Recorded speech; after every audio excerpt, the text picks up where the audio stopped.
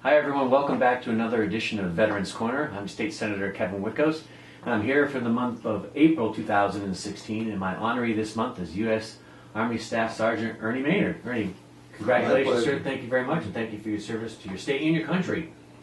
It's a pleasure to be here in your wonderful home, which basically, if you look around, you've turned it into a museum of your service, not only, I think, in the military, but in the private sector when you came back home. I see the Commissioner's fire department helmet there, and we'll get into that. Okay. So congratulations. Well, thank you. I was 32 years in the fire department. Still working hard. Oh, yes. Yeah. But it was a pleasure. I could not take a staff job in the fire department because I worked for Monsanto, and I was on call for 24/7. Well, let's go back to your military career. Okay. Now, you're unique in that you ended up serving in two of the conflicts of the wars that America were involved in, right? I went in February 3rd, and 1943. So that'd be World War II. And we went to Fort Devens, and there was a group of 863 people, and we all took a train down to Texas, the basic camp. Now, were you living here in Enfield at the time, and you went down? Okay. I've lived in here for the last 92 years. All right. And we had a good basic training. We had a cavalry from Wisconsin, National Guard. They told us everything that you wanted to know about working together, staying together, and find out, you know, who was your buddy. Sure. And everything. We made up a whole artillery outfit, basically, at the basic training. And I was in communications at the time. And I stayed with wires, telephones, semaphore, and so forth. And that was great. We learned a lot. Telephones, how to take them apart and put them together blindfolded. Were you basically a teenager when you went into? Yeah. When you enlisted? Now, did you get drafted or did you get enlisted? Yeah. Did you Well, enlist? I enlisted in 1942 in the Navy. Okay. My mother had to sign the paper, but I promised her that if I didn't pass the physical, that I would wait and go back to school. So I joined the Navy with my buddy, and when we went to Hartford, we got a physical there. Then I went down to New Haven, got another one the next day, and they kicked me out because I had an operation on my lung when I was a young kid. And I had to come home, went back to school. And when I got the draft card to sign up for the draft, Right. I took it down to the Army station, and they took me right away. So how did you fit in with the communications? Did you like that? Where they said, I love that. Your attitude was this is a good fit for you. Telephones, wires, radios, Right. everything in communications. And I was a corporal in the section, and I had everyone there learn every phase of communication. Sure. Everybody knew each other's job. There was 8 people in the section, and we could swap jobs and no problem at all. And That's important. Our mess sergeant got hurt on Louisiana in op maneuvers, and he went around to all the sergeants, find out if they wanted to take the place of the mess sergeant. They said, "No, get Ernie, get Ernie." So he come to me and he says, "Will you take that job as mess sergeant?" He says, "You're good with people." And I says, "Well, yeah, we're all human." You're obviously a good communicator because that's what you were doing, right? Yeah, and he promised me that I asked him, when you leave, Captain, I want to leave too, because I want to follow you. Sure. And he was a good captain. And it so happened that I stayed with him until he left. That was after the Battle of the Bulge. So did you actually go overseas? Oh, yeah. So what happened? So you took the job as the mess sergeant, and yeah. you oversaw all the feeding of the troops. I had to make sure all the supplies were there, and if they're not there, I had to go and get them myself. And especially overseas, because you didn't know whether you're going to get your supplies or not. And I had to go back to find out where the hell the ordinances were, and all the warehouses, and especially the water, because our guns needed water and our people needed water. So I had to fill up, 30, 35 drums of our 5-gallon cans of water, keep that supply, because you need. Why did the guns need water? I've never heard that before. Well, because some of the guys, if they got burnt or they couldn't leave the guns, you had to have water for the gun crews, because it had 3 gun crews. Oh, okay. And you had to have water for everybody. And if they got hurt, especially if they got burnt, sure, put that the makes whole sense. water Okay. on. Yeah. And we had to make sure the water supply was good. So how much training did you have as a staff sergeant before you I left didn't have any. United States soil and you had to go? I didn't have any training, but my mother was a good Germany. woman. She told all the boys, this is what you've got to do in life. You've got to learn how to cook. You've got to learn how to take care of yourself. You've got to learn how to do housekeeping. And all the boys in the family had to do that. Wow. They used to go to church at the 10:30 Mass, and Mom would say to me, you know what to do, Ernie? Yeah. I get the table all set up, so at 12:30 when they came in, dinner was on the table. The tables were all set. Wow. And I knew how to coordinate everything. Your wife was lucky to find you. Well, yeah, because her mother was a working woman. Yeah. And she worked at 7. She never showed her daughter how to do anything. But it was a pleasure. And I did all the cooking. How many troops did you feed on a daily basis? 136 altogether. It was 132 with 4 officers. And the officers, of course, had to eat with us because they didn't go to headquarters, because they didn't have, headquarters had their own officers. And there were 4 officers in our troop, in our company. So where were you situated? Where was your base camp? If you weren't in headquarters, whereabouts were you? Were you in Well, it depended makeshift? upon where Patton wanted our guns. Right. General Patton, we were under him. Yeah. And they wanted the guns here and here and over there. And they separated the guns.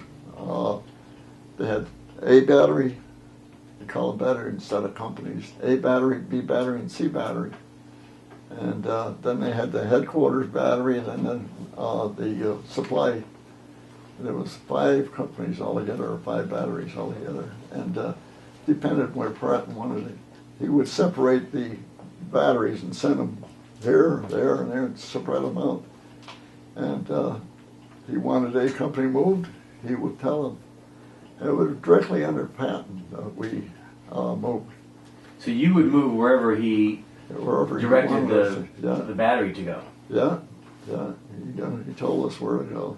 Sometimes they didn't want the guns firing. Take care of the prisoners of war. We got a big bunch of prisoners of war. We'd have to take care of them and have to feed them. And mostly it would be the canned food we feed them. They got fed. They didn't have 3 full meals a day. Yeah. But our troops never had that either. We fed them what we had, and especially our troops, if there was fresh food, like a loaf of bread or something like that. I used to get, the leaf bags that you have. Mm-hmm. I used to get 6 of those a week. Were they airdropped in, or were they? And I had to slice them, make sure everybody had their bread, and whatever food they had, whether it was beef, ground up, or whether it was lamb or whatever it is, not lamb. They could have never got lamb, but other foods. We would make stew or whatever we had. And, Was there ever a point or difficult times to make sure that you had enough rations and food to? well, Because being that was kind my of job. towards the forward line, you know, you're not. That was my sitting job way to back. make sure I had those supplies, and I had to run back, get the supplies, and then come forward so that the cooks cooked everything. Right. And they knew I had some good cooks. I had some good cooks, and they would say to we'd have volunteers to dish out the food, 1 or 2 scoops for each plate, so that everybody had their. And what was hard was when they'd say they'd come around 12 o'clock, we're moving out at 6. Well, that means I had to get up at 5 o'clock or 4:30, get coffee and whatever we're going to have for breakfast, get it ready so that we can move out at 6. Feed them before they Sure. started to roll. And it was a hard job. People say, well, you're a mess sergeant, you weren't up front. I didn't have to get up front. I had my battle just trying to keep them fed. Sure. But Did the officers get a special treatment, or No. they ate what everybody else ate? they got everything the same as the enlisted men, unless they went back to headquarters. Then they got fed a little bit better than I gave them. But they stayed with us most of the time. We had 4 officers, and they'd split the work among themselves. And I don't know what all they were supposed to do. You know, make sure that everybody was fed, make sure everybody was well. Right. If there was anybody on sick call, they had a special jeep that they jump in a jeep, or we'll take you down to the medics and so forth. So make sure everybody was well. And how did you guys hear about the day that they announced the war was over? That was, well, I think there was a lot of rumors going around first, Sure. but we were still on the alert. Mm-hmm. And when this war was over, boy, everybody took their ammunition and put it in their pocket, you know, took them on their guns. But still, you know, there was over 300 people after the war ended, when we were in Germany, that died. Mm. People don't realize that. Right. There were snipers all the time. When the war ended, the 2nd Armored Division that I got transferred to, we had duty in different cities. We'd go in as a group and take a whole street, and 2 or 3 fellas had to go into each house and search it for military Yep. equipment. Make sure that the military equipment is taken away from them.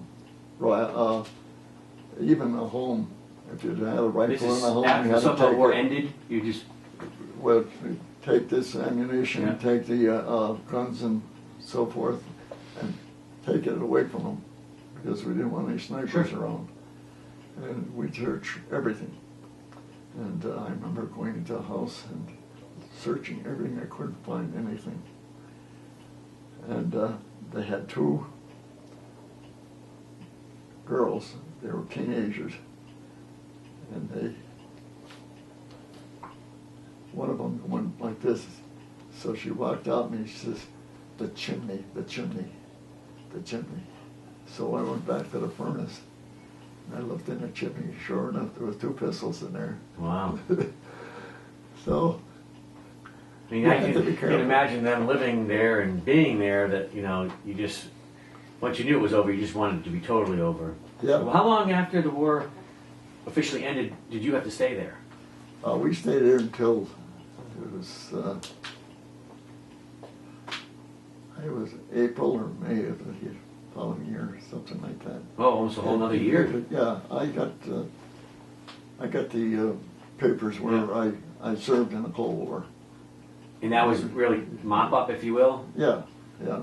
And I worked, there's a paper in there, I'll show you. This fella was a spy for the United States He went in France, he could speak 4 languages. Mm-hmm. He went in France before the invasion. And I met him during the occupation, and we got to be buddies. And he could tell you stories that unbelievable. Really? And I got his whole history. He wrote the book, and he never published it, but he gave me it before he died. He gave me the whole copy of the book. Unbelievable. Well, But he was- they really had some good people working for him. Because he could speak German, Italian, English, of course, and German, French, German, Belgian, yeah. He wanted to be somebody you knew over there just in case you Oh, yeah. had some unfriendlies. Oh, yeah, because You could talk I his met way a lot out. of nice people over Yeah. there. Even the Germans, you know. We can say what we want, but Towards all the the end, Germans were not Nazis. Not Towards the all end, of didn't you them. feel that they just wanted to be over too? That's right, yeah. And I met some of the nicest people, because when I was in the 2nd Army Division, we took a whole street like this street, Yep. and it's just about the same size as this street that you're on right now. Mm-hmm. We told the people we're taking over this street, and we're going to put in 2 or 3 GIs in each home. And till the whole company was settled down. And they gave myself and another sergeant a house about the middle of the street. And I said to my sergeant, you know, if that was my mother and father, how would I cook them out? How could I, you know, say I had kicked him out? Sure. And I said, if that was my mother and father, I wouldn't do it. So I talked to the people, German people, had an interpreter, told them that they had to move out. We're taking the house over. And I probably wrong when I said it, but I says, I don't want to move you out completely. So if you've got room downstairs, stay down there.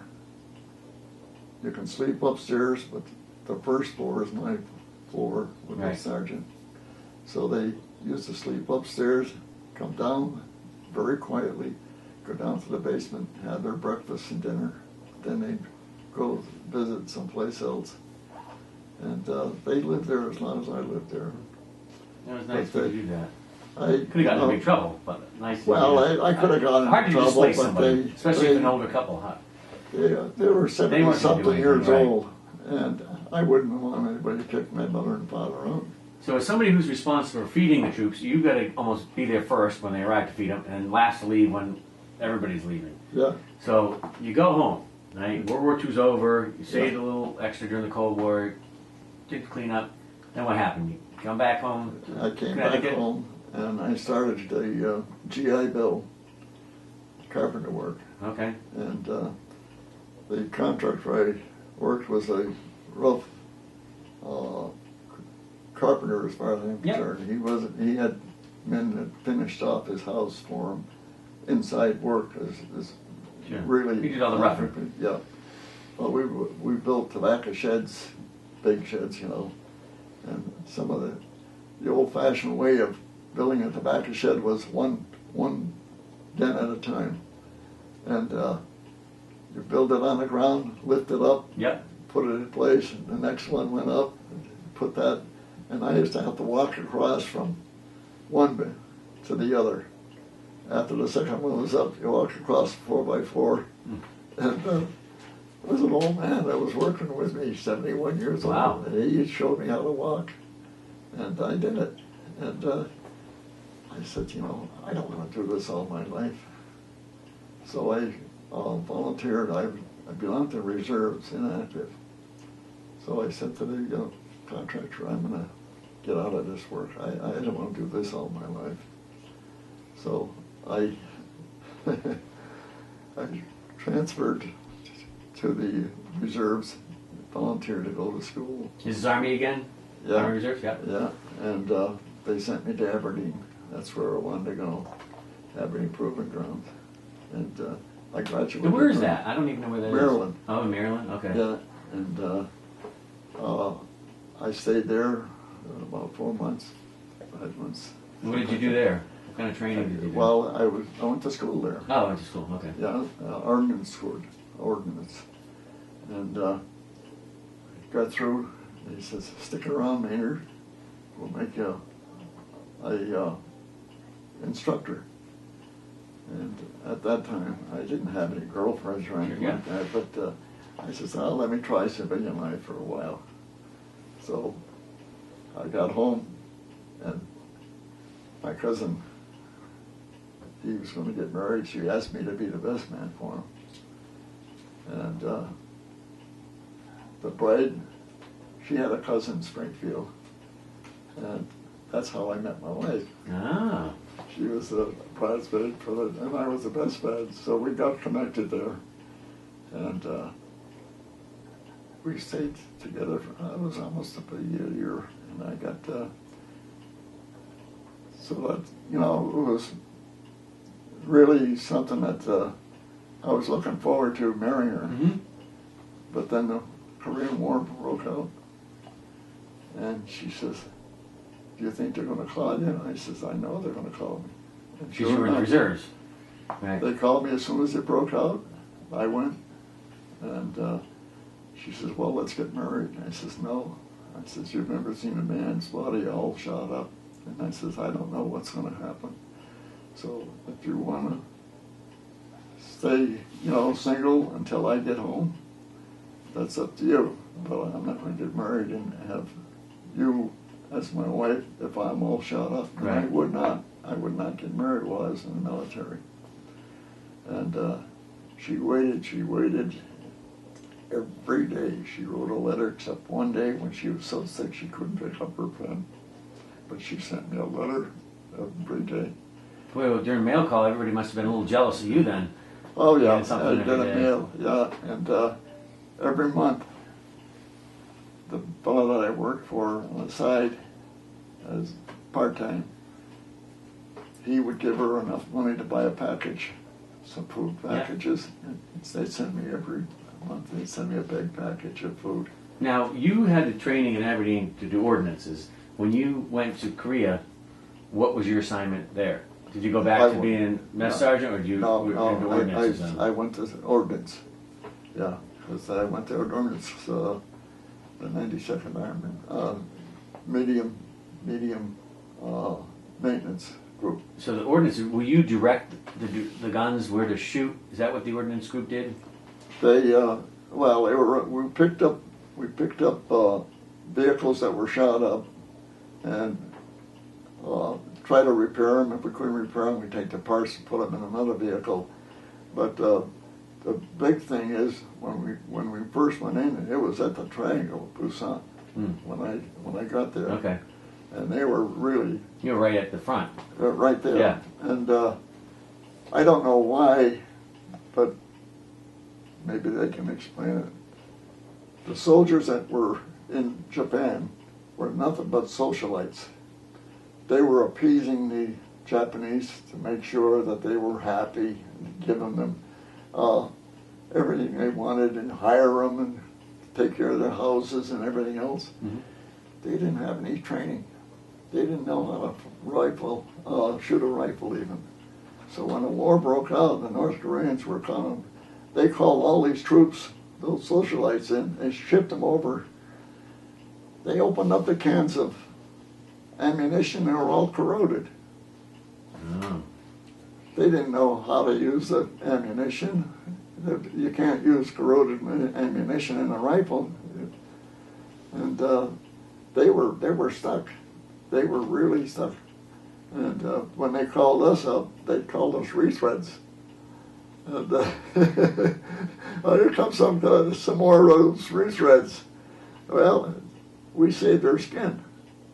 I read a little bit why during the Korean War the battle lines kept shifting back and forth a lot. Yeah, and maybe that was one of the reasons why when the Japanese soldiers came in, they didn't know even how to fight. They didn't know how to, shoot a rifle or a bazooka. They weren't trained to fight. They were socialites. Sure. And that was one of the mistakes that they really made you know, they should have taken, McCarthy should have said, hey, look, we got a fighting force here, we're keeping them trained. So you served under Patton and MacArthur. Yeah, I served with both of them. Two big names that go down in history for sure. Yeah. I think a lot of Patton. Yeah. I really do. And when you, how long did you serve in Korea before they sent you home? About 8 months, I think it was. Okay. Yeah. And Captain came to me one day. He said, sign the paper. I said, well, what's it say? He says, just sign it. And I said, I don't sign anything without reading it. They wanted me enlisted again for 4 or 5 years. Oh. And I says, what's this for? He says, well, they called you in by mistake. Your enlistment was up and they called you. And I says, well, what happens if I don't sign it? And he says, well, I guess I'll have to send you home. So I start thinking, I says, you know. You knew you had a bride to be waiting. Yeah, well, I had promised my bride I would come home as soon as I could, but I would come home in one piece to get married. Mm-hmm. And I went through the Battle of the Bulge, and part of the invasion, but not the full force of it. And I stayed in Germany for a while, and that was as dangerous as all heck too. Sure. I said, I got 2 strikes against me already. I don't need a third. So I looked him in the eye, and I says, well, what happens if I don't? He said, I'll have to send you home. I says, what time's the bus leave? That's a wonderful story. You came home and got married and lived happily ever after. 3 months after I was home, we got married. Oh, that's fantastic. Well, you know, one of the things I always give my veterans the opportunity to, because we're wrapping it up now, if you'd like to pass on a message to people that are considering joining the military or are currently serving in the military, what would you like to share with them? If you like the military like I did, because I had an uncle that was a 30-year member, and my father was in the National Guard. I worked, not worked, but I was in the Pipe and Drum Corps when I was 12 years old, and I knew all the steps, so it was easy for me, and I didn't mind it. You know, but what a great message to anybody, and you know, as the world is in such turmoil nowadays, I mean, who better to send that message to young men and women thinking about joining our military than somebody who served in 2 wars? It's not a place for. It's all up to yourself. Right. Whether you like it or not, it's something that the company needs, or the country needs, to keep that stars and stripes going flying in the breeze. And if you take and you can't find out just how well, it's all up to you as an individual. And if you don't like it, you're going to have to serve your time. If you serve your time, you can be as happy as you want to be, or you can be as sad as you want to be. It's up to you as an individual to do with what you've got. Great. Ladies and gentlemen, you heard it from U.S. Army Staff Sergeant Ernie Maynard, that it's all about serving your country. Couldn't have said it any better. Ernie, thank you once again for your service in 2 different wars, and not only to your country, but to your state, with all you did with the fire service as well. My pleasure meeting you, sir. My pleasure. Join me next month for another edition of Veterans Corner. That's all for today. Thank you.